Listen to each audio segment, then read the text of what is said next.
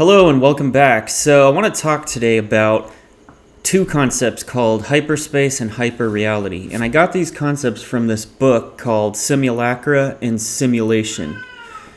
And there's no better time ever than the time like right now to talk about simulacra, simulation, hyperspace, and hyperreality, because there's been a lot of things happening in the whole world recently in these last few months. So it's getting harder and harder to distinguish the truth from the imaginary. And what is happening as we speak, as I'm speaking right now, is that line, that demarcation line between the imaginary and between reality is collapsing in on itself. And this book talks about it. It was actually written a long time ago, but in this book, one of the things that they mention is the fact that, let's say you have a job and you want to play sick one day. So you can either pretend to be sick and call in and take the day off, or you can make yourself sick. This happens. Sometimes when you really don't want to go to work for other reasons other than illness, you can kind of muster up the symptoms of an illness and not have to go to work. So the question now is, if you're pretending to be sick, well, it's obviously a lie, because there is an origin point of the truth. You can test to see if there's any infections that are making this person sick. Well, first you'll see if there's symptoms. If they don't have symptoms, then they're not sick. But there's no infection. But if they manufacture these symptoms subconsciously and there's no origin point for those symptoms, meaning there's no infection that you can find for those symptoms, then is this person actually lying?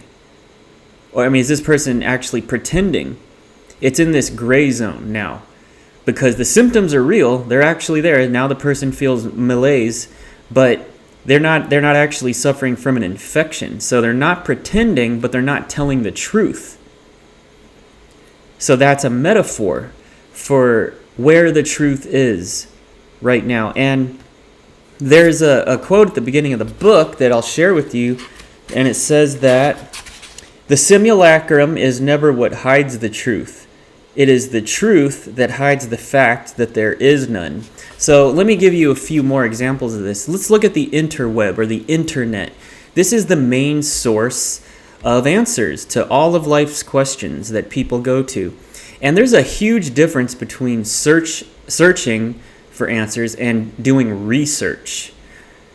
So I'm going to get into that in a moment, but let me just talk a little bit about the internet, or the interweb, for a second. The internet, or Web 2.0, new media, started really taking off around 2003. That's when YouTube and Facebook and MySpace and all that stuff, Web 2.0, was coming out. Before that, it was like the World Wide Web. There was bulletin boards and email, but the internet wasn't how it is today. There was no Wikipedia in the early days of the internet. So what does this mean? It means that everything on the internet, all the answers to life's questions that exist on the internet, had to be manually uploaded to the internet by people. So human error. If they forgot to upload something from an encyclopedia, or they just simply didn't do it, or if they intentionally left it out so that nobody finds out about it, then when we go to search for that and it doesn't come up, as far as the person searching is concerned, it doesn't exist if it's not on the internet. So think about that for a second. We're living in this world right now where if it's not on the internet, it's not real. It doesn't exist. Now that's pretty ridiculous when you think about it. So now I want to talk about the difference between searching and research. A lot of people think research is... I'm talking about research now. A lot of people think research is when you type something into Google and then things pop up. That is not research. That is searching. And why is there a huge difference? Because when you're searching on Google, you're using the Google search engine. So all the stories, the news stories that come up are the ones that have been SEO'd. are the ones that fall into search engine optimization because of they're reported by a large news company. And of course, those news companies survive off of constant eyeballs. So they have to SEO so these stories are already SEO'd. SEO is an intrinsic feature in news reporting nowadays when it's for a major news network.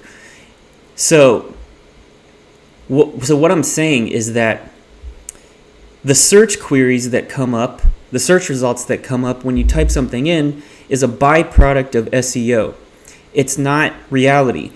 If I were to go use somebody else's computer to search for something different is going to come up. So there's many layers. I didn't even mention that, but there's many. What I'm saying is that if you go and use somebody else's computer to search, all the filters and the behavior of that user is also going to change the search results, the Google search results. So you're dealing with people's personal computer use, and then you're also dealing with SEO, and those things are going to change the search results that come up when you type something into Google. Not only that, think about how easy it is to lie or change the narrative or to manipulate the truth nowadays. I'll give you an example. You could just simply over-report on something and then under-report on something else, and that can manipulate the narrative. I'll give you an example. Let's say there's this part of the world where there's a lot of terrorist attacks, and the news outlets choose not to report those terrorist activities. And the reason why they don't report them isn't because they don't necessarily see them as terrorist attacks, but they may have other biases, and that's why they're not reporting those terrorist attacks. So later on, you find out in this region, the government there, whatever, starts taking initiatives to prevent terrorism. And now the same news companies that didn't report on the terrorism going on in those regions start reporting on the governments that are cracking down on terrorism. So now it looks like this government is an evil authoritarian fascist dictatorship that is oppressing a certain group of people, even though what they're doing is responding to terrorist attacks. But because people don't know that terrorist attacks even goes on in that region of the world because it's being underreported by the news companies that have the highest SEO rankings on Google, most people aren't ever going to know about that. Which brings me to research. However, that's if you're just searching. But like I said, there's a difference between searching and research. If you're doing proper research, you're doing source tracking, you're cross-referencing different stories. And with the right digging and research methods, you can hopefully find the truth. You could find the truth a lot easier than simply by searching, which is why it's called research. So now let me come back to this book, The Simulacra and Simulation. So I mentioned at the very beginning that the imaginary and reality, or the truth, is collapsing in on itself. And that demarcation line is now disintegrating. So everybody lives in a separate reality. And this is something that Carlos Castaneda said. We all live in a separate reality. And so you see this in politics a lot. Like if you're a right-wing person or a left-wing person, and you guys are going to have a talk, it's basically two people living in two separate realities trying to have a conversation. They're not going to really see the logic, and they're not going to see each other's rationale, reasoning, and logic most of the time, because we're all living in our own realities, and we're living in a world. I actually got this quote from a man named Daryl Robert Shune. You should check out. He's a really good, I don't even know what to call him, financial analyst, amongst many other things. But he has a quote which is, "How do we know the truth when everything that we see in the world is a reflection of what we think is true?" So we all get to live in these echo chambers nowadays of what we want to believe. And there's the content to confirm and to reaffirm what we currently believe. And this is known by how the internet works. So that's what I'm saying about like the news and things like that. The stories that people enjoy reading are going to be reported on more than things that people don't want to read about or learn about. So, and then each of these news outlets is tailored to a specific audience. So where is the truth nowadays? And the other thing too is back about another point about the simulacra and simulation. I have not read this full book. I just want to let you know that there'll be many more things to learn once I finish the book. I'm only actually like 3 pages in. But just in these 3 pages, I've already gotten quite a bit. Oh, hyperspace and hyperreality. That's what I was supposed to talk about. So hyperspace or hyperreality is this new reality where it's not a reality, where there is no reality, where the imaginary and the reality are blurred.